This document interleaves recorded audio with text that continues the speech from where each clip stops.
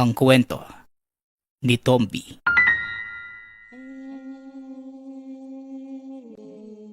Ang kwentong ito ay hango sa totoong buhay. Mula ito sa isa nating tagapakinig. Karanasan ito ni Demi. Walang eksaktong taon. Probinsya ng Antique. Ng mga panahong ito, nababalot ng takot ang buong baryo. Marami sa kanila ang hindi lumalapit sa karagatan dahil sa mga nilalang na naglipan. Ngunit tanging pangingisda lamang ang ikinabubuhay ng mga tao doon. Wala silang magawa. Marami na ang namatay dahil sa kagagawan ng mga elementong nangunguha ng tao. 14 na taong gulang si Demi na mga panahong yun nang maganap ang isang pangyayari na nakapagpabago sa sitwasyon ng baryo hanggang sa may manggagamot na napadpad sa lugar. Hindi sinasadyang napalapit ito sa dalampasigan at naramdaman ang presensya ng mga nilalang. Mukhang hindi lang sakit ng katawan ang nararanasan ng mga tao rito. Manong, ano ba ang meron sa karagatang yan? Bakit wala ni isang bangkang pumapalaot? Wika ng lalaki. Sa kabila ng katotohanang alam na ng binata ang nangyayari, mas ginusto pa din itong malaman mula sa mga tao ang totoo. Maniwala ka sa aking bata. Isinumpa ang karagatang yan at wala nang gusto na lumusong. Dahil hindi na sila nakakaahon, natatagpuan na lamang ang katawan sa tabing dagat. Tuyong-tuyo na parang hinigop ang lahat ng laman ng katawan. Tugon ng matandang lalaki. Ama ni Demi. Natawagin na lang natin sa pangalang Neryo. Ganun ba? Nakita niyo naman ba kung ano ang may gawa?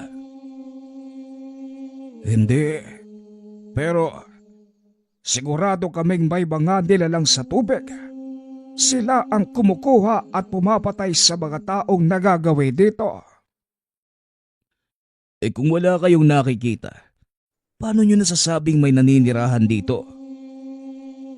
Batay na din sa pagkamatay ng mga residente at pagkawala ng ilan sa amin.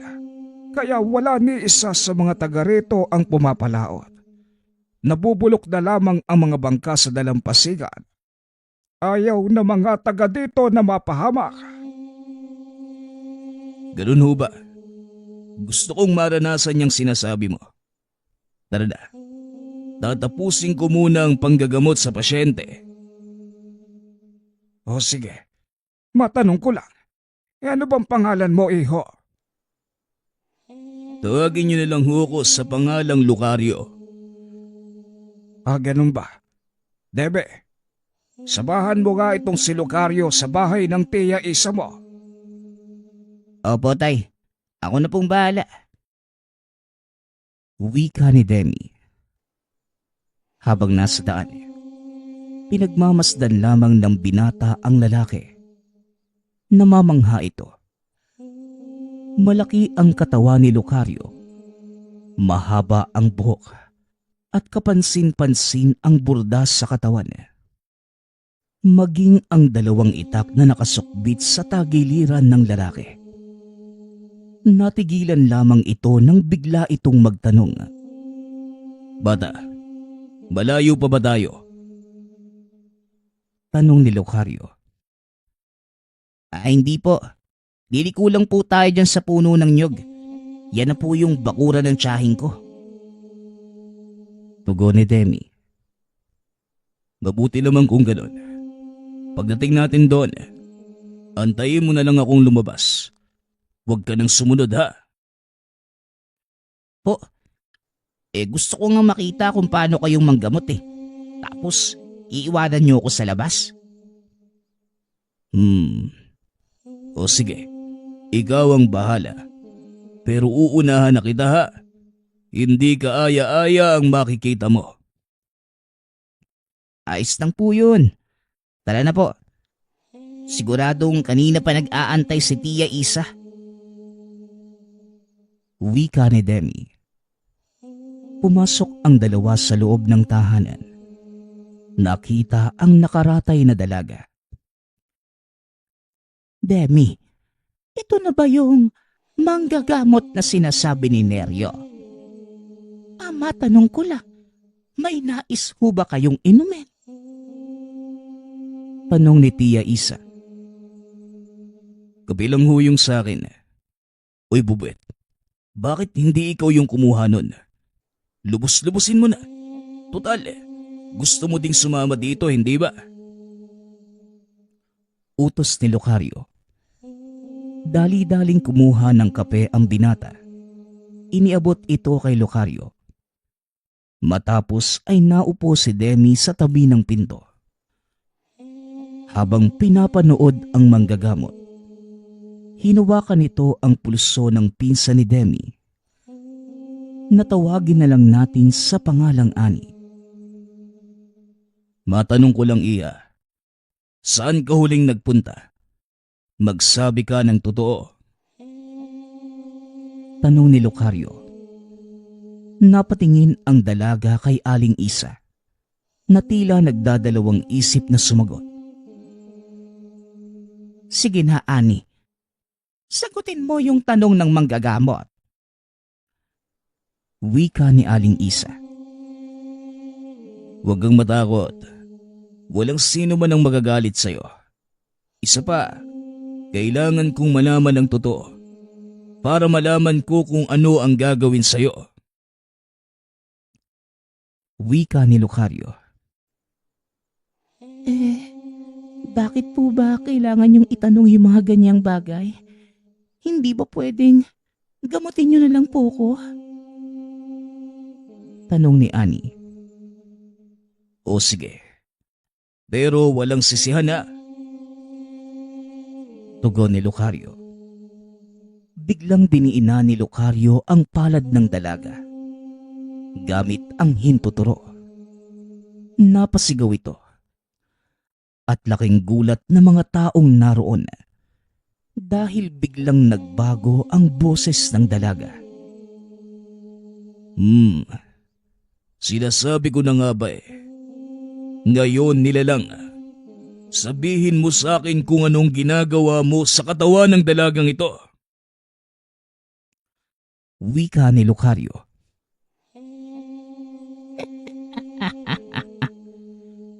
Napakatalas talaga ng iyong pang-amoy, Lucario.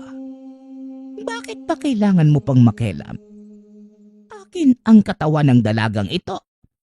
Hindi ko hahayaang makuha ng iba ang malusog na katawan ng dalagang ito. Tugon ng elemento. Alam mong, hindi kayo pwedeng manahan sa katawan ng mga mortal, hindi ba? Isang beses ko lang sasabihin sa'yo. Lumabas ka. Iwanan mo ang katawang ito kung ayaw mong magkaroon ng problema. Hindi. Hindi pwede.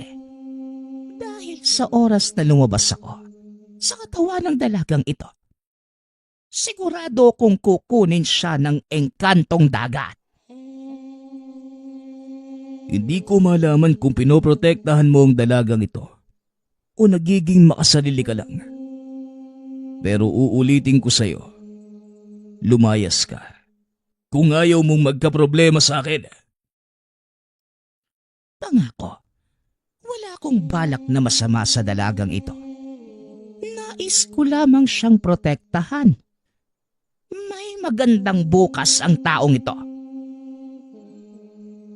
Wika ng engkanto. Nang marinig ang paliwanag ng elementong nasa katawan ng dalaga, naniwala naman si Lucario sa sinabi ng nilalang. Kaya kagad niyang kinausap si Aling Isa. Walang sakit ang anak mo, Manang. Pero may kailangan akong gawin. At malaking tulong ang dalagang ito sa binabala ko. Wika ni Lucario. Kung ano man ang binabalak ninyo, sana lang hindi mapahamak ang anak ko. Tugon ni Aling Isa. Pangako, hindi siya mapapahamak. Magtiwala ka. At ako nang bahala. Muling wika ni Lucario. Matapos makipag-usap kay Aling Isa, muling hinarap ni Lucario ang nilalang na nasa katawan ng dalaga. Sabihin mo sa akin kung ano ang binabalak mo. Tanong ng engkanto. Balak kong solusyonan ang dalawang problema sa isang bagsak lang. Pero kakailanganin ko ang tiwala at tulong mo. Kung talagang hangad mo ang ikabubuti ng dalagang ito, ipagkatiwala mo siya sa akin. Tugon ni Lucario. Hanggat walang magiging banta ng panganib sa kanya, pumapayag ako. Ngunit sa oras na mapahamak si Ani, sisiguraduhin kong mananagot ka sa akin. O sige, payag ako. Mamayang gabi, sisimulan natin ang plano. Sa ngayon, hayaan mo munang makapagpahinga ang dalaga. Wika ni Lucario. Nawala ng malay si Ani. At maya-maya lang nahimasmasan na ito. Teka, ano pong nangyari sa akin? Bakit sobrang parang pagod na pagod yung katawan ko? Tanong ni Ani. Magpahinga ka na muna, Iya. Kakailanganin mo ang lakas mamayang gabi. Tugon ni Lucario. Hindi ko po maintindihan. Nay, ano po bang ibig sabihin ng lalaking ito? Saka, bakit po ba siya nandito sa bahay natin? Tanong ni Ani. Isa siyang manggagamot, anak. Tutulungan niya tayong gumaling yang nararamdaman mo. Maayos naman po ko, Nay. Nangihina lang po yung katawan ko. Saka, nananaginip ng kung ano-ano. Maliban po doon, wala naman po kong ibang nararamdaman. Magtiwala ka lang, anak. Magiging maayos din ang lahat.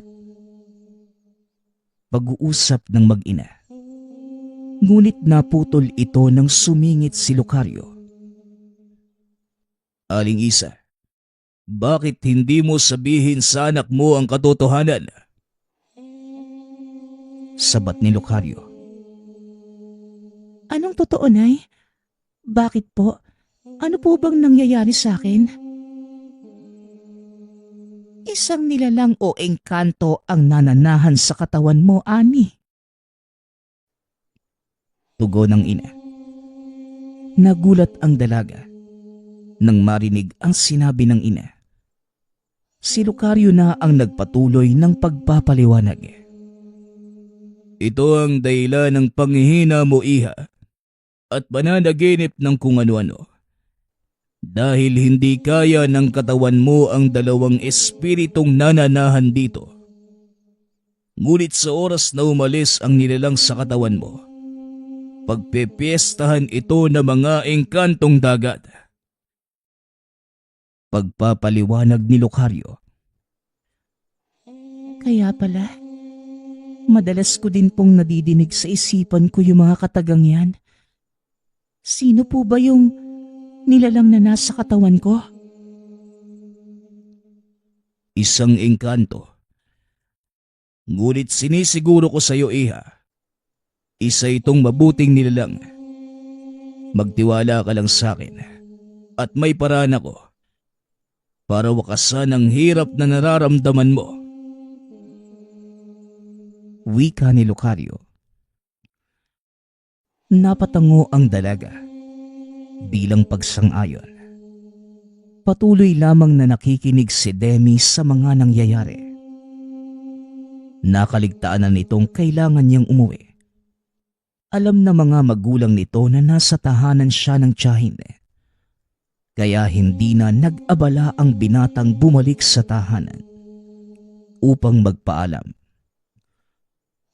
Kinagabihan, nang maihanda na ang lahat, dinala ni Lucario ang dalaga sa dalampasigan. Maraming mga tao ang tumututol, ngunit hindi nakikinig ang binata. Lucario, delikado ang pinabalak mo. Baka mamaya mapano ang bata. Wika ni Mang Nerio. Magtiwala ka lang, Mang Nerio. Alam ko ang ginagawa ko. At kayo dyan, ayaw niyo bang maputol ng tuluyan ang sumpa sa lugar na ito? Tatanga na lang ba kayo? Habang unti-unting nawawala ang pangkabuhayan niyong lahat. Tignan niyo ang paligid. Sabihin niyo sa akin kung para saan ang mga bangkang yan, maging ang mga lambat. Naparito ko, hindi lang para gamutin ang dalagang ito, kundi tuluyang wakasan ng takot na bumabalot sa baryo ninyo. Wika ni Lucario. Pero bakit si Ani? Ano bang meron sa kanya? Ang pamangkin mo ay may kakaibang kakayanan. Malakas ang kanyang espiritual na kakayahan. Kaya niya nagawang kanlungin ang engkanto sa loob ng katawan niya. Dahil doon, ito ang hinahabol na mga engkantong dagat. Mas malakas na kaluluwa. Mas masarap yun para sa kanila. Ano naman ang balak mong gawin? Bakit kailangang ipain mo ang pamangkin ko? Sa pamamagitan ni Ani, palalabasin ko ang mga engkantong dagat at susubukan kong makipagkasundo. Ngunit sa oras na may gawin silang hindi maganda, sisiguruhin kong walang matitira sa kanilang buhay. Pagpapaliwanag ni Lucario. Nanahimik ang mga tao nang madinig ang sinabi ng lalaki. Matagal na din nilang gustong makapagpatuloy sa kanilang hanap buhay. Ngunit hinahadlangan ito ng takot sa mga naglipa ng nilalang. Kinausap naman ni Lucario ang dalaga. Sumang-ayon naman ito sa kanyang binabalak. Matagal nang naghihikaos ang aming baryo. Hindi namin alam kung saan kukuha ng makakain. Nahihirapan na din po yung mga magulang ko. Kung ito lang po yung tanging paraan. Sige po, Mang Lucario. Pumapayag po ko na magsilbing pain. Wika ng dalaga. Maya-maya ay pinalusong na ito ni Lucario sa tubig. Nagtakip na lamang ng bunganga ang mga taong nanonood dahil sa takot. Ngayon, Iha, ipikit mo ang iyong mga mata. Utos ni Lucario. Ipinikit naman ni Ani ang mga mata. Nagsimulang mag-usal na mga dasal si Lucario. Nawala ng malay ang dalaga at hinayaan niya itong lumutang sa tubig. Siguruhin mo lang na walang mangyayari sa kanyang masama, Lucario. Dahil ako ang kakain ng kaluluwa mo. Kung sakaling may mangyari sa dalagang yan. Banta ng engkanto. Magtiwala ka lang sa akin, engkanto. Sa hudyat ko, muli kang papasok sa katawan ng dalagang ito. Tugon ni Lucario. Nag-antay lang ng ilang minuto ang lalaki at nang maramdaman ang presensya ng engkantong tubig, sinabihan nito ang elementong nananahan sa katawan ng dalaga na pumasok. Nang muling makapasok, Itinali ng lalaki ang isang kwintas na gawa sa itim na kabibe. Biglang nakarinig ng nakakabinging sigawan ang mga tao. Napatakip ng tenga ang mga ito. Ang ilan ay nagdugo pa ang ilong dahil hindi makayanan ang lakas ng presensya ng mga nilalang. Nilingon ng matanda si Mang Neryo. Sinabihang paalisin ang mga tao sa lugar dahil maaari silang mapahamak kung sakaling mamataan sila ng mga engkantong tubig. Dali-dali namang nagsitakbuhan ang mga ito palayo sa dalampasigan. Naiwan si Demi na nakatago sa puno ng nyog. Pinagmasdan ito ang susunod na mangyayari. Hanggang sa nagpakita ang isang malaking nilalang. Malapogita ang itsura nito. Mahaba ang mga galamay. Matatalas ang ngipin. At nababalot ito ng makakapal na kaliskis. Nilapitan nito si Lucario at ang dalagang hawak-hawak ng lalaki. Ano pang hinihintay mo, engkantong dagat? Bakit hindi mo siya kunin? Ano ito? Isang uri ng alay. Pasensya na. Pero hindi kami mabubusog ng kapiranggot na karne. Wika ng engkantong tubig. Huwag kang mag-alala. Pampagana lang ito. Bakit hindi mo siya hawakan? Hindi ka ba natatakama? Wika ni Lucario. Nakita nito ang kakaibang tingin sa mata ng engkantong tubig. Marahan nitong inilapat ang galamay sa tiyan ng dalaga na siyang malaki nitong pagkakamali. Dali-daling hinawakan ni Lucario ang galamay ng nilalang. At kahit gaano pa kadulas ang mga ito, hindi niya magawang makawala.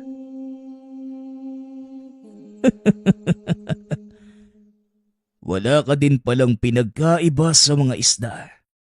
Kaunting pain lang kakagat ka na. Wika ni Lucario. Walang hiya ka.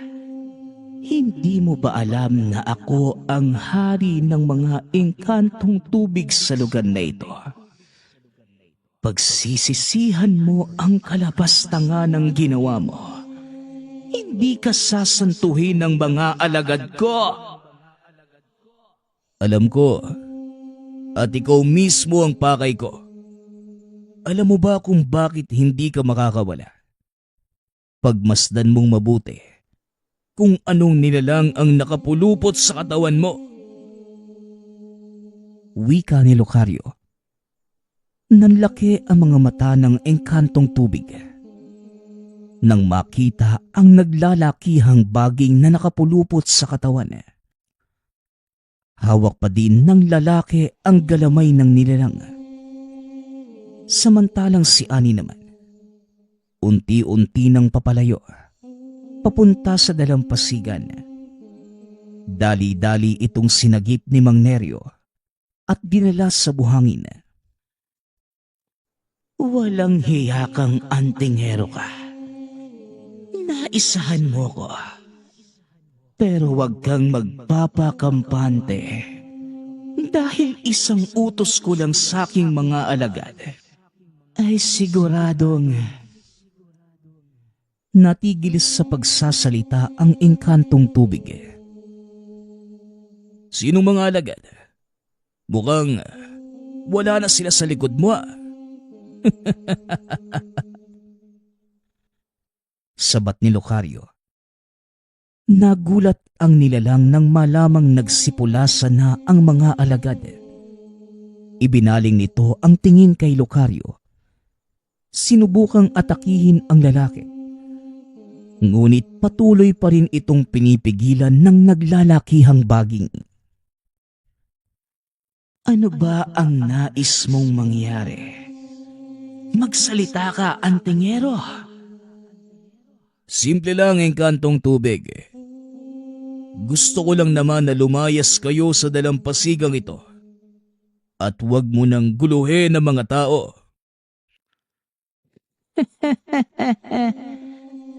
Guluhin ng mga tao. Hindi kaya kabaliktaran ng sinasabi mo? Bakit? Anong nakakatawa sa sinasabi ko? Ang mga tao ang unang nanggambala sa amin. Sinira nila ang ilan sa aming mga tirahan. Inabuso ang karagatan at nilaso ng tubig. Ngayon, kami naman ang nawala ng tahanan. Sa palagay mo, wala pa kaming karapatang magigante. May punto ka nga naman. Pero sa tingin ko, hindi pa rin tamang pumatay kayo ng mga tao at gawing pagkain. Kung nagkamali man kami, gayon din kayo. Kaya ano sa tingin mo ang mas magandang gawin? Bakit hindi na lang tayo magkaroon ng kasunduan? Kasunduan. Kilala ko ang hilatsya niyong mga elemento. Alam kong hindi kayo marunong tumupad sa mga kasunduan. Kaya ano ang magiging kasiguruhan ko na hindi mo sisirain ang pangako mo kung sakaling pumayag ako? Alam kong nasa pangangalaga mo ang itim na perlas. Bakit hindi mo ito gamitin laban sa amin? Kung talagang diskumpiyado ka, wala sa mga nilalang ng karagatan ang makakapantay ng kapangyarihang taglay ng itim na perlas na yon. Kaya naman, pabor sa'yo kung sakaling gamitin mo ito. Pag-uusap ng dalawa. Ngunit mabilis na kumilos si Lucario. Dali-daling sinuntok ang nilalang. Napasigaw naman ng malakas ang engkantong tubig. Ano ka mo? Hindi mo ko kailangan linlangin. Alam kong ang mutya ng itim na perlas ang nagbibigay ng lakas sa inyo. Kaya dahil sa ginawa mo, tanggapin mo na lang ang kaparusahan ko. Simula sa gabing ito, hindi na kayo maaaring lumampas sa itatalaga kong hangganan at oras. Pagsapit ng 2:00 ng gabi, hahayaan niyo ang mga taong mangisda hanggang sa sumikat ang araw. At pagsapit naman ng hapon hanggang hating gabi, saka pa lamang kayo maaaring umalis sa inyong mga lungga. At para naman maging patas sa inyo, ang sino mang taong makita niyong sumisira ng karagatan, maaari niyo nang gawing hapunan. Ito ang kasunduang inilatag ni Lucario.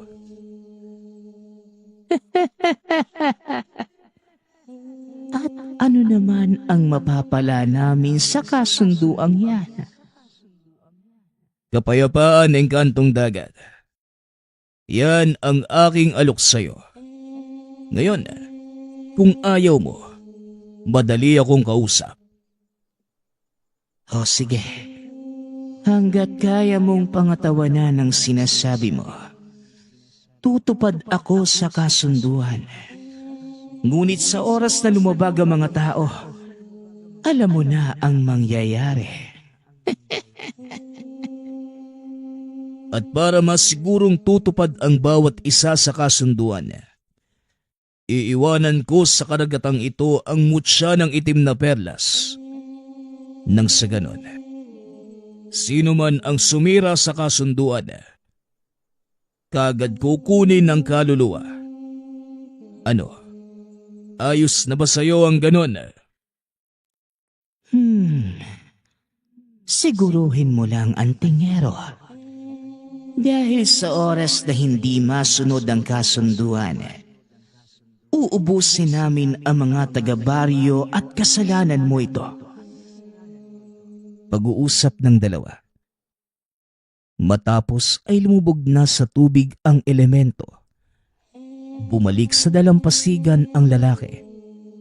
Kinausap ang mga taga-baryo. Ipinaliwanag nito ang kasunduan at kung ano ang maaaring maging kapalit sa oras na sumira ang magkabilang panig.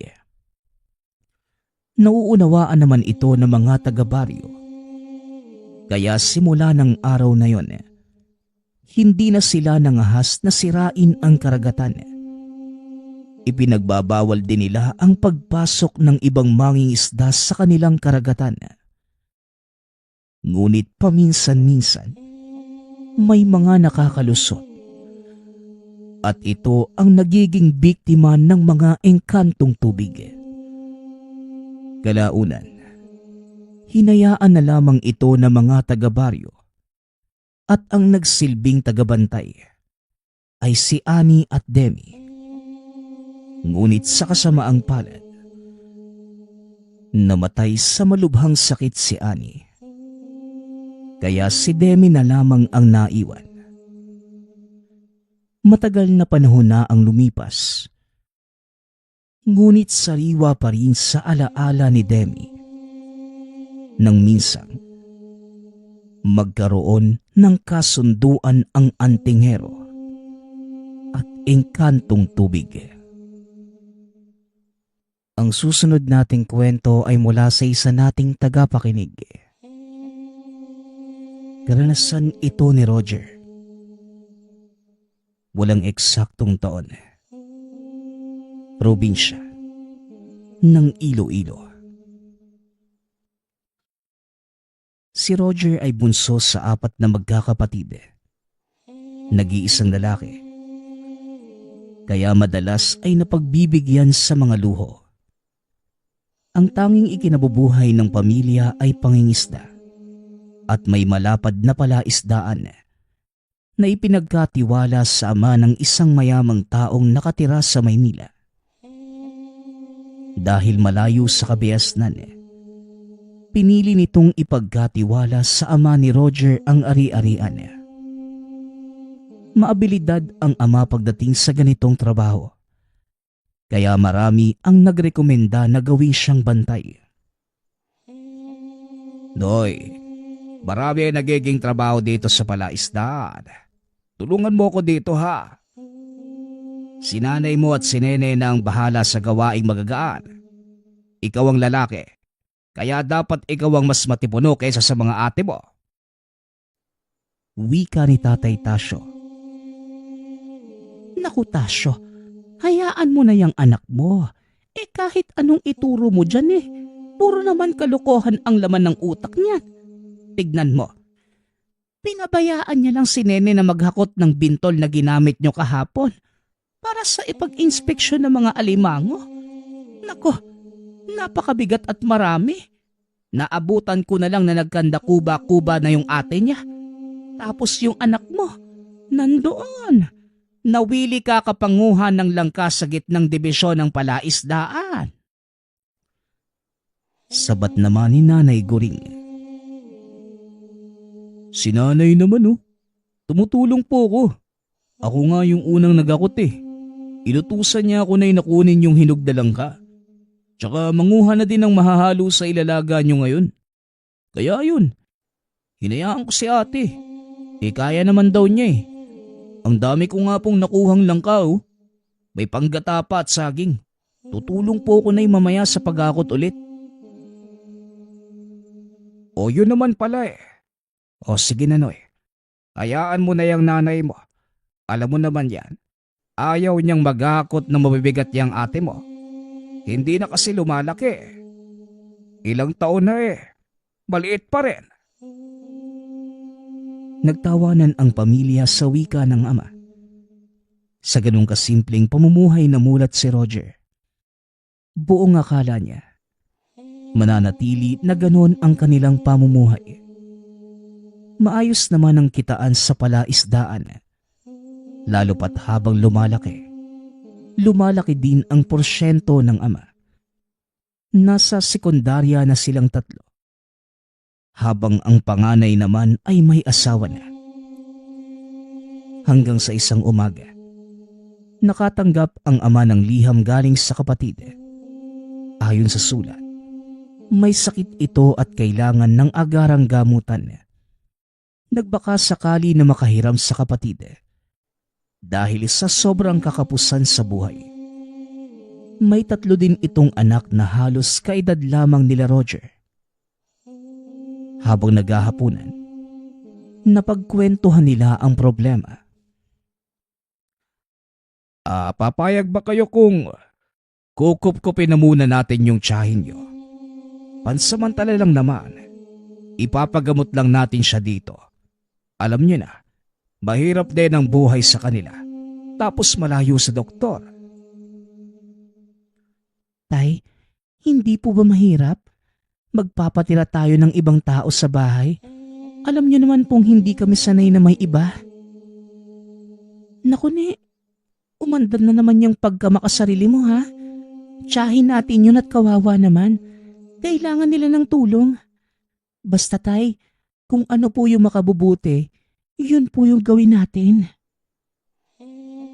Wika ng sumunod sa panganay na kapatid. Natawagin na lang natin sa pangalang Debbie. O siya, kung ano ang pasya ng tatay niyo, yon ang masusunod. Sa akin wala namang problema kung dalhin niya ang mga anak niya para makilala niyo na din. Kapareho niyo din yon, pero 3 lang sila. Tsaka may makakalaro na kayo. Ipunin niyo yung mga damit na hindi niyo na nasusuot ha. Ibibigay natin sa kanila. Wika ni Nanay Goring. Naging maayos naman ang lahat. Ang hindi alam ng pamilya, ito pala ang dahilan ng malaking pagbabago sa buhay. Walang pasok na mga panahong yun, kaya naiayos ng pamilya ang lahat. Sinundo ng ama ang kapatid kasama ang mga anak at iniwan lang ang asawa. Hapon na nang makarating ito sa kanila. Sabay naghapunan ang pamilya at pinag-usapan na din ang gagawing pagpapagamot ng tiyahin. Pipi ito at laging sinusugod sa ospital. Isang araw, nagpaalam si Roger na mamutol na mga sanga ng mayapi sa paligid ng palaisdaan. Pinagtatanggal niya din ang mga puno ng ipil-ipil para gawing uling. May bahay sila Roger sa baryo. Doon na malagi ang tiyahin. Nang mga panahong yun, hindi na muna umuwi ang nanay at mga kapatid sa palaisdaan dahil sila ang nag-aalaga sa tiyahin. Tay, ubusin ko na po yung mga sanga ng makita kong kahoy ha. Saka bukas makalawa po, pwede ko na po ba itong isa lang na maging uling na? Tanong ni Roger. Anak, huwag kang aabot doon sa kabila ha. Hindi na sakop ng lugar natin yon. Sa kadahan-dahan, hindi natin kilala ang mga taong naroon. Balita ko may nakatirang aswang sa lugar na yon. Delikado. Nakita mo yung mga bakawan na karugtong ng palaisdaan natin. Hanggang doon lang kayo. Saka dito ka lang sa bungad Banggapas. Sasapat na yan anak. Sige po tay, pwede po bang dalhin si Mario? Para naman po malibang.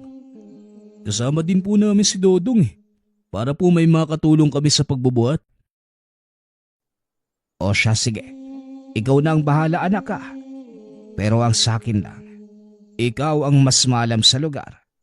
Ingatan mo ang mga kasama mo. Paalala ni Tatay Tasyo. Mag-aalas 2 ng hapon ng araw na yun. Binagtas nila ang kalaparan papunta sa palaisdaan. Ilang sandali lang, nakarating na sila sa lugar. Nagsisimula na silang manggapas nang may marinig silang sumitsit. Nagtataka ang magpipinsan. Napagtanto nila na wala namang ibang tao sa lugar. Ipinagsawalang bahala nila yon at napansin na sobra-sobra na ang naipon nilang kahoy. Isa-isa nila itong binugkos. Sa sobrang pagkaabala, hindi na nila namalayan ang paglubog ng araw. Dito na lang siguro tayo matulog. Nasa gitna pa yung bahay natin eh. Gagawa na lang tayo ng pwedeng maiunan. Tsaka maliit na papag.